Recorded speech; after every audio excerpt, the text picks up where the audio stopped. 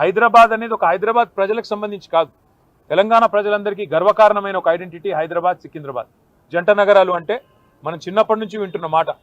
అట్లాంటిది ఇవాళ ఈ తుగ్లక్ ముఖ్యమంత్రి ఆయన తీసుకున్న ఒక నిర్ణయం వల్ల సికింద్రాబాద్కు ఒక ఐడెంటిటీ అనేది లేకుండా, ఒక అస్తిత్వం అనేది లేకుండా సికింద్రాబాద్ని శాశ్వతంగా చరిత్ర పుటలకి మరి పరిమితం చేసే విధంగా ఈ ముఖ్యమంత్రి, ఈ ప్రభుత్వం తీసుకున్న ఒక నిర్ణయాన్ని వ్యతిరేకిస్తూ ఒక రాజకీయ పార్టీ కాదు, సికింద్రాబాద్లోని అన్ని వర్గాల ప్రజలు ఒకటై, దానిలో అక్కడ ఉన్న ప్రజాప్రతినిధులంతా మా వాళ్ళు. సికింద్రాబాద్ ఎమ్మెల్యేగా పద్మారావు గారు ఉన్నారు, సనత్ నగర్కి శ్రీనివాస్ యాదవ్ గారు ఉన్నారు, అట్లాగే మరి మా నాయకులందరూ ఎమ్మెల్యేలు, ఎమ్మెల్సీలు ఉన్నారు. వారందరినీ కూడా వారు ఆహ్వానించారు.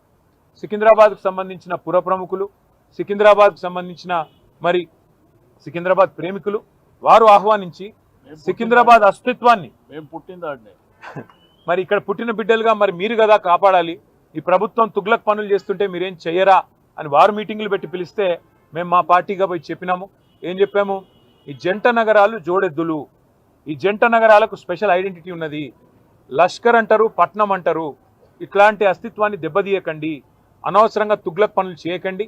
మీకు అధికారం ఇచ్చింది 6 గ్యారంటీలు అమలు చేయమని, మీకు అధికారం ఇచ్చింది 420 హామీలు ఏవైతే మీరు చెప్పారో అమలు చేయమని, మీకు అధికారం ఇచ్చింది బీసీలకు 1,00,000 కోట్లు పెడతామని మీరు చెప్తే దాన్ని నమ్మించినారు. మీకు అధికారం ఇచ్చింది ఎస్సీలకు, ఎస్టీలకు కేసీఆర్ గారు 10 లక్షలు ఇస్తున్నాడు దళిత బంధు, నేను 12 లక్షలు ఇస్తానంటే నమ్మి మీకు ఇచ్చారు. మరి 2 ఏళ్ళు అయింది. హైదరాబాదు, సికింద్రాబాదు ఈ జంట నగరాల్లో ఒక ఇల్లు కట్టినావా? కనీసం ఒక ఇటుక పెట్టినావా ఈ 2 ఏళ్లలో? ఒక్క ఇల్లు కనీసం 2 ఏళ్ళు అయిపోయింది, చేయలేదు, మంజూరు చేయలేదు. ఒక్క కొత్త రోడ్ వేసినావా? ఒక్క కొత్త ఫ్లైఓవర్ కట్టినావా? ఏదీ లేదు. ఉన్నవి కూలగొట్టుడు తప్ప కట్టిందైతే ఏం లేదు. ఆ కూలగొట్టే క్రమంలో విధ్వంసం మాత్రమే తెలిసిన ఈ ముఖ్యమంత్రి ఇవాళ సికింద్రాబాద్ అనే పదాన్నే లేకుండా విధ్వంసం చేసే ఆలోచన చేస్తుంటే దాన్ని ప్రతిఘటిస్తూ ఇవాళ సికింద్రాబాద్ పెద్దలందరూ కలిసి ఒక శాంతి ర్యాలీ అని పెట్టుకున్నారు.